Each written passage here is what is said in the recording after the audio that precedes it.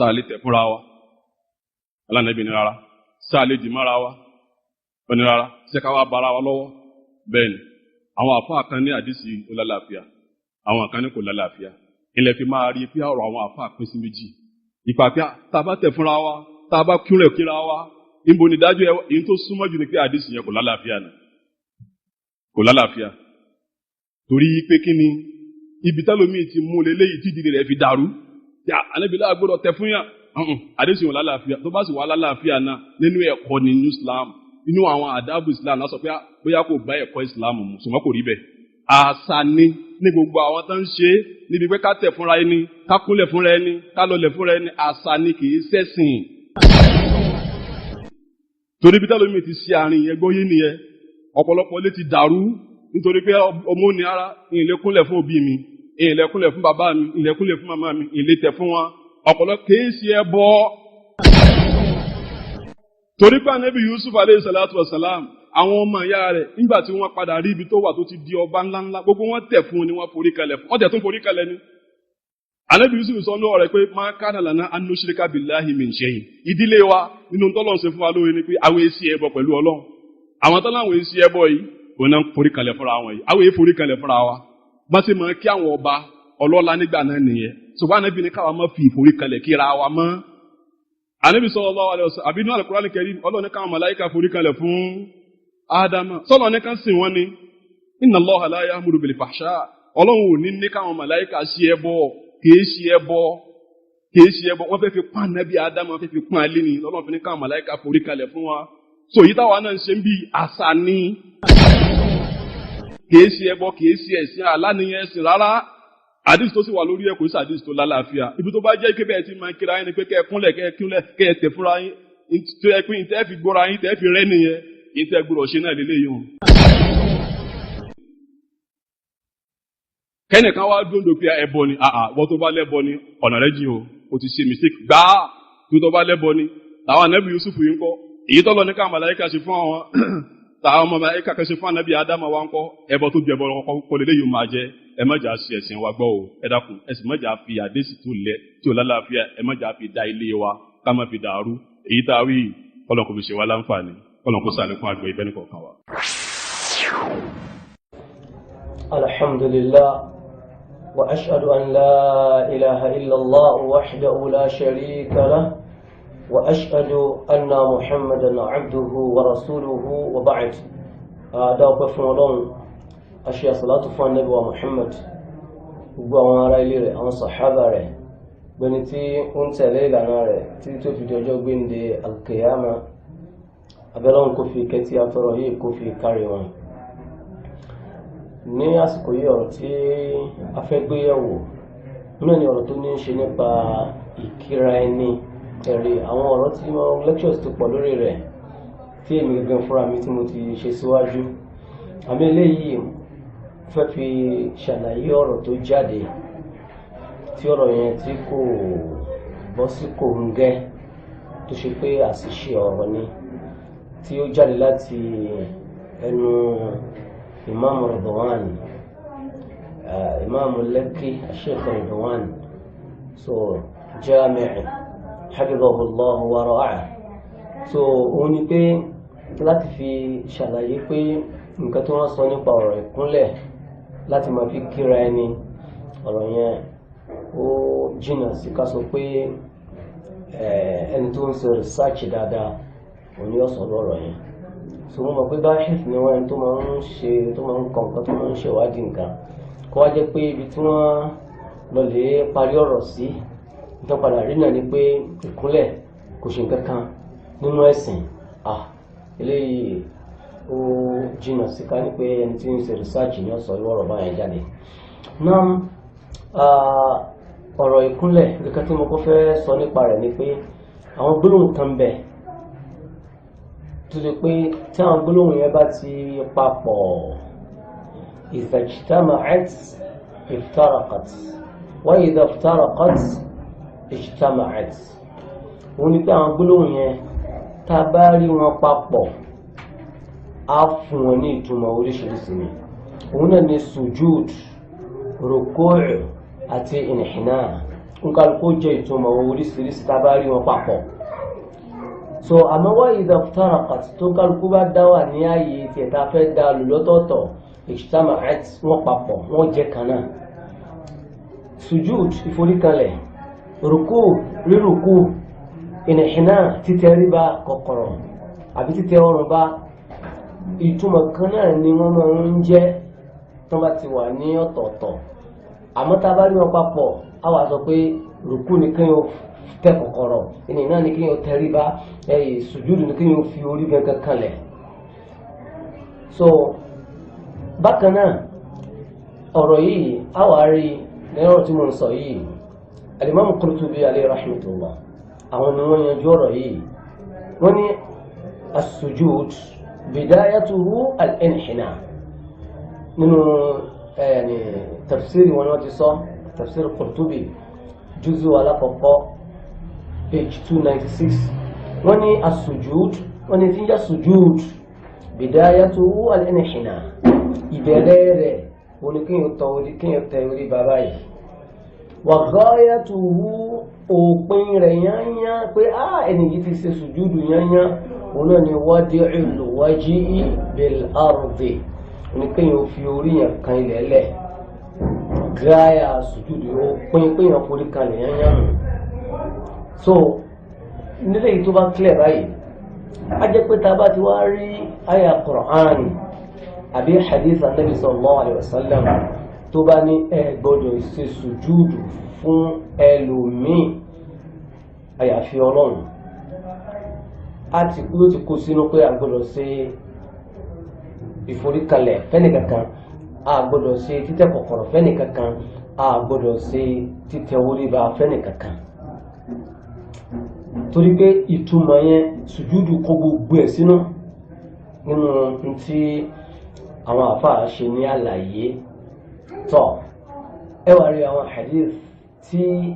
Imam Lekki tí wọ́n ṣe lálàyé wọ́n mú hadith Anas tó ní pé ayanhani lahu fara'ayta idha laqiya ahadun akhahu ayanhani lahu wọ́n ní hadith yẹn pé hadith da'if ni. Àmọ́ wọn náà tún sọ pé àwọn àfáà míì wọ́n hasana rẹ̀ àmọ́ àpárá gbà pé da'if ni. Ìyẹn kọ́ ni àdísì nìkan, àdísì yẹn nìkan kọ́ ni àwọn àfáà máa ń lò láti fi ṣàlàyé ọ̀rọ̀ ẹni náà. Àdísì anásímì náà ń bẹ tó ṣe pé ó wà nínú kọ́lá inú Sahih wa Da'if al-Jami' as-Saghir. So Al-Imam Al-Albani alayhi rahmatullah wọ́n sì ní àdísì yẹn sahih ni. So huna ni Anas radiyallahu anhu wọ́n ló ní pé Ànábì sallallahu alaihi wasallam sọ pé la yasluhu li basharin kò lẹ́tọ̀ fún ọmọ ènìyàn kan an yasjuda li basharin kó máa tẹ̀ kó máa rùkú kó máa forí kalẹ̀ fún ọmọ ẹ̀dẹ́ ènìyàn kan walau salaha li basharin an yasjuda li basharin tó kó bá dá fíyàn kan kó máa tẹ̀ fẹ́ nìkan ní kó máa forí kalẹ̀ fẹ́ nìkan ní Ànábì ní لأمرت المرأة أن تسجد لزوجها من عزم حق زوجها عليها obìnrin nìbá ní kó máa ṣe bẹ́ẹ̀ fọ́kọ rẹ̀ àmìmí Ànábì sallallahu alaihi wasallam ìyẹn pàṣẹ bẹ́ẹ̀ torí nínú àwọn hadith tí ó tún ṣe àlàyé láṣẹ yanjú nípa pé kò dá kí a máa tẹ̀ kíyàn ká máa rúkú ká máa forí kalẹ̀ kíyàn. هنا حديث أبو هريرة رضي الله عنه أن رسول الله صلى الله عليه وسلم قال هنا لو كنت آمر أحدا أن يسجد لغير الله كنت أشكو بالله تمي النبي بقى شيء فوين كذا أن يسجد لغير الله بكما ته كما ركوع كما فريق له شكله شلائي كتابات فتوما سجود نينو دلاربوات نينو شريعة òun náà ni mẹ́tẹ̀ẹ̀ta yẹn náà látú sí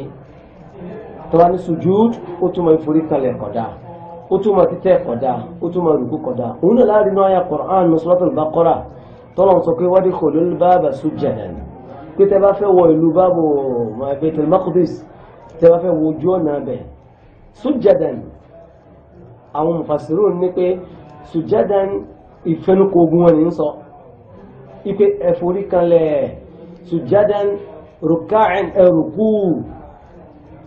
sujadan munhanin bó ṣe wà náà tafasir bá ṣe rí ní ìtumọ̀ mẹ́tẹ̀ẹ̀ta yẹn ni sujadan gbé lọ́wọ́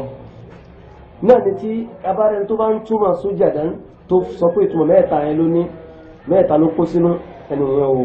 sọ ẹni tí ò dá sọkúsọ òun náà ni hadith Anas, hadith Abu Hurairah, hadith Aisha, bákan náà hadith Mu'adh náà gbà tó lọ sí Sham ń bẹnu Mustadrak al-Hakim ó ní ra'aytu yasjuduna li asaqifatihim òun rí àwọn ará Sham wọn máa tẹ̀ fún àwọn èèyàn ńláńlá àwọn àfa àwọn ọba tariqatihim olùwà rí pé wà nẹ́bí lọ lẹ́tọ̀ọ́ ká máa ti bẹ́ẹ̀ fún yasjuduna náà ló mú wá so ànẹ́bí wa ní rárá pé wọ́n ṣe bẹ́ẹ̀ fún mi kọ́dà wọ́n tó sọ pé àwọn ànẹ́bí ọlọ́run náà ní káwọn ọmọ ṣe bẹ́ẹ̀ ó ní kadhabu ala anbiya'ihim ànẹ́bí wọn parọ́ wọn ànẹ́bí wọn ni irọ́ ni wọ́n pa wípé kò sánẹ́bí kan tí ó ní ẹ máa tẹ̀ fún un láti kí òun àbíkẹ́ ẹ máa tẹ̀rí bá kọ̀kọ̀rọ̀ àbíkẹ́ ẹ máa forí kalẹ̀ bákan náà àwọn ẹ̀rí tó yẹ kó clear ẹ wo ìtàn àwọn mùsùlùmí láyé ànẹ́bí sallallahu alaihi wasallam ìgbà tí wọ́n fi lọ sí tẹ́ṣe ìjìrà lọ sí Habasha ìtàn tó gbajúmọ̀ lẹ́lẹ́ ní Ethiopia ìgbà tán dọ́dọ̀ ọba Ethiopia ọba Habasha so ó ní pé kí ló dé tẹ́ẹ̀ fi dúró tẹ́ẹ̀ fi ń kiri báyìí tẹ́ẹ̀ lè tẹ̀wọ̀n kí ń forí kanlẹ̀ fún ọba Habasha so ó ní kí ló dé wọn ni ànábì lọ kọ́ àwọn pé káwọn mọ̀ fò káwọn mọ̀ tẹ̀ fẹ́ nìkan kàn fọlọ́run káwọn mọ̀ forí kanlẹ̀ fẹ́ nìkan kàn fọlọ́run káwọn mọ̀ tẹ̀ kọ̀kọ̀rọ̀ fẹ́ nìkan kàn fọlọ́run so eléyìí ò pamọ́ nínú ẹ̀sìn kò pamọ́ nínú ẹ̀sìn so bákan náà wọ́n mú àwọn èèyàn ní pé ìmáàmù Lekki wọ́n mú àwọn ọ̀rọ̀ wá ipe ọ̀rọ̀ ànábì Yusuf ẹlọ́ léwu tafsiri wa rafa'a abawayhi wa kharru lahu sujadan ọ̀rọ̀ yìí ọ̀rọ̀ tó clear ni ọ̀rọ̀ tó clear jù tí ó rújú rárá wa rafa'a abawayhi ala al-arsh wa kharru lahu sujadan ẹlọ́ gbogbo àwọn tánjẹ́ mufassirun so ẹlọ́ léwu wọn in tí wọ́n padà fi kányìn rẹ̀ pàtàkì jùlọ Qurtubi Ibn Kathiri Tabari gbogbo wọn yányá so àmọ́ máa kàtìtì al-Imam Ibn Kathir wọ́n ní ṣe rí ọ̀rọ̀ àyà yìí waqad kana sa'ighan wọ́n ní ká máa tẹ̀kíyàn ká máa ṣe sùjúdù gẹ́gẹ́ báwọn Ànábì Yusuf tí wọ́n ṣe táwọn ìyá rẹ̀ àti bàbá rẹ̀ tán ṣe bẹ́ẹ̀ fún àtàwọn ọmọ ìyá rẹ̀ wọ́n ní ìyẹn ó rọrùn ó lẹ́tọ̀ọ́ fi shara'ihim inú ṣẹ̀rí àti wọn wọ́n ní idha sallamu 'ala al-kabir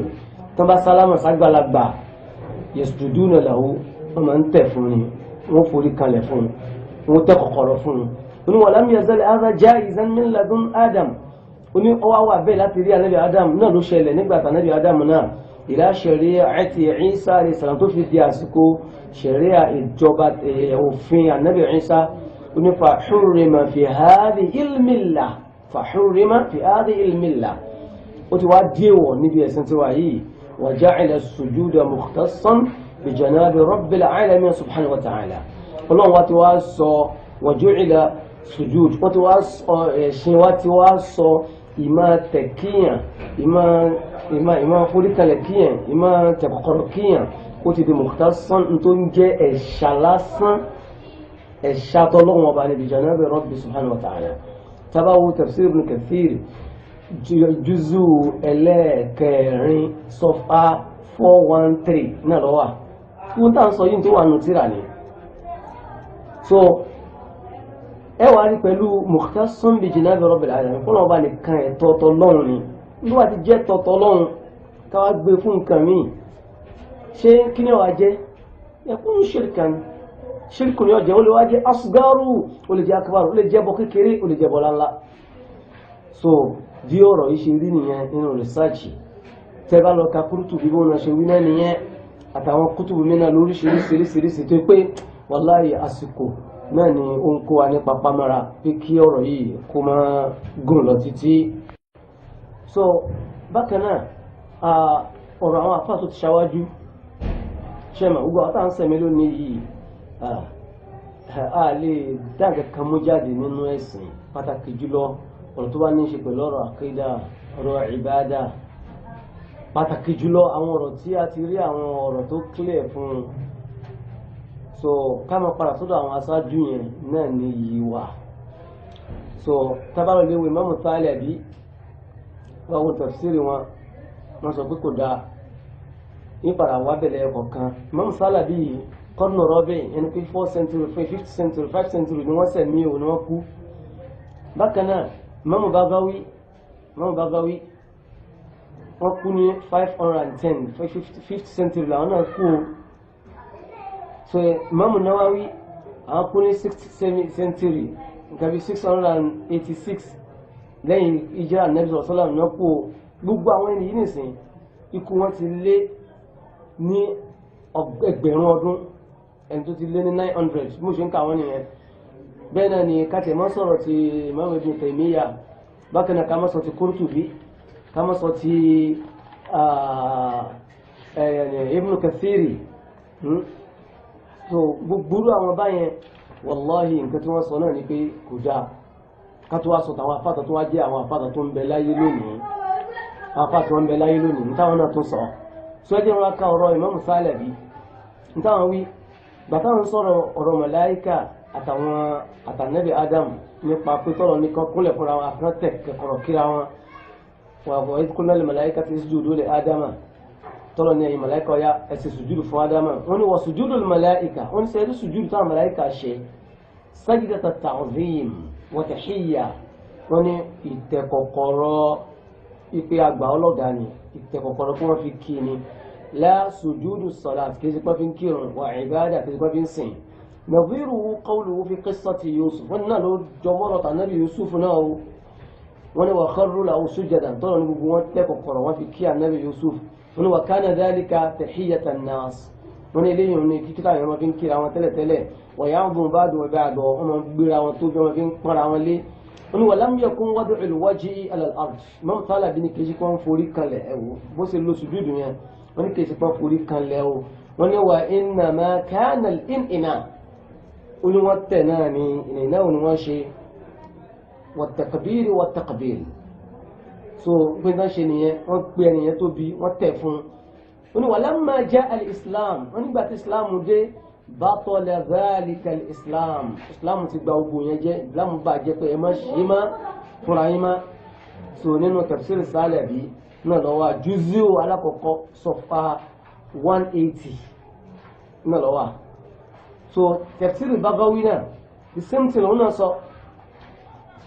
so wọ́n tahiyyatu an-nas li mulukihim as-sujud wa lam yarid bis-sujud wadi'u al-jibali ala al-ard kìí bá ń forí kanlẹ̀ oní wa innama huwa inhina wọ́n tẹ̀ ní fúnra wọn ni so bí àwọn afáàdé sọnù bọ̀ nítorí àsìkò ìfẹ́ kọjọ lọ púpọ̀ jù bákan náà Imam Lekki wọ́n tún wá sọ pé àìmọye ìdílé ló ti dàrú nítorí ọ̀rọ̀ kúnlẹ̀ ṣé ìyẹn tí ìdílé bá wá ń dàrú tí ìdílé bá ń bàjẹ́ nítorí àṣọ fáwọn yẹn ni pé ká máa ṣe tí ò bá bá òfin Ọlọ́run bá mu ọ̀rọ̀ khimar jilbaabu lílò àìmọye ìdílé ló ti bàjẹ́ náà tí àwọn òbí ò ní pé yìí fẹ́ kí ọmọ obìnrin mi kó lo jilbaabu yìí fẹ́ kí ọmọ obìnrin mi kó lo nìkọ́ọ̀bù ṣé nìsín ń tẹ́ sọ fún wọn náà ni pé ká máa bọ́ra lẹ̀ ká bọ́ ìjábù kò lára ká bọ́ nìkọ́ọ̀bù kò lára àìmọye òbí náà máa bọ́ ọmọ rẹ̀ jà wípé ìfẹ́ sókòtò rẹ̀ kọ́ máa fò sókè ṣé ń tẹ́ sọ fún wọn náà ni kọ́ yá máa fa sókòtò rẹ̀ lẹ̀ máa ṣe ìsbáàlì so ọ̀rọ̀ yẹn kò lọ so bákan náà ẹ̀tọ́ wá ní kò kì í ṣe ẹbọ so pẹ̀tùrú náà wípé torí ànábì Yusuf àti ṣàlàyé yẹn wípé tó bá ti jẹ́ ẹ̀tọ́ Ọlọ́run ọba tó jẹ́ ẹ̀tọ́ fọlọ́run ẹ̀tọ́ Ọlọ́run ní sùjúd kò kì í ṣe ẹ̀ṣẹ̀ tí yẹn ń ṣe èèyàn so kò rí bí zina fi pé ẹ̀ẹ́dẹ́ èèyàn ló fi ṣe Ọlọ́run ọba àmẹ́lẹ́ yìí ẹ̀tọ́ Ọlọ́run gangan ni sùjúd gẹ́gẹ́ bí ó jẹ́ pé búbúra ẹ̀tọ́ Ọlọ́run ni kí o búra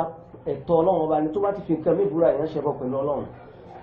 gẹ́gẹ́ bí títẹ̀ náà lúlùkù ẹ̀tọ́ Ọlọ́run ọba ni so tẹ́ bá tún fi nǹkan mí búra tẹ́ bá tẹ̀ fún nǹkan mí yẹn ṣẹbọ ó lè wá jẹ́ ẹbọ kékeré ó lè jẹ́ ẹbọ láńlá bákan náà ó lè ní àwọn májẹ̀mú tó dé tí iṣẹ́ yẹn òfin ní tí ìdájọ́ yẹn òfin ní tí ìṣẹ̀lẹ̀ fún ẹni tí ó bá ṣe so èyí tí afa Imam Lekki ń sọ yìí mi ò mọ̀ tí wọ́n ti rí mi ò mọ̀ tí wọ́n ti rí ẹgbẹ́ wọn ti ṣe research tó ìmọ̀ ọ̀dọ̀ afa tó ti rí ìmọ̀ rú ẹ̀rí tágbára lé tó fi rí so torí pé gbogbo ọ̀gọ̀rọ̀ àwọn afa tó ń bẹ láyé lónìí Sheikh Uthaymeen ni Sheikh Muhammad ibn Abdul Wahhab ni ìgbẹ́ náà ni Sheikh kódà àwọn Lajna Da'ima ń táwọn náà lọ lé rẹ̀ náà ni pé kò dá pé kò bá mú so abẹ́ ọlọ́wọ́n bá kó lọ́ mọ́ ṣàánú fún wa so kó mọ́ ṣe wá ní àdáwà alálẹ̀ fún àwọn èèyàn nínú ẹ̀sìn ọlọ́wọ́n bá kó ṣe wá lẹ́ni tí yóò máa mú òfin ọlọ́run fi rinlẹ̀ tí ó sì máa rọ àwọn òbí láti máa fi ṣe àfaradà kí òfin ọlọ́run kó fi lè lọ ṣẹ́dá òkú ló tiẹ̀ lé níbẹ̀ kódà àwọn àfáà ilẹ̀ Yorùbá Sheikh Alamu sọ the same thing Sheikh Ahmad Dini sọ the same thing Sheikh Alaye nílọrin òun náà sọ the same thing afáàbò tó wọ́n sọ the same thing pé kò dá sọ yẹn wá ní ó da ibi sọlọ́n kọ́ ṣàṣàánú fún wa Allahumma arina al-haqqa haqqan warzuqna اتباعه وارنا الباطل باطلا وارزقنا اجتنابه ولا تجعلهما ملتبسا علينا فنضل سبحانك اللهم وبحمدك واشهد ان لا اله الا انت استغفرك واتوب اليك والسلام عليكم ورحمه الله وبركاته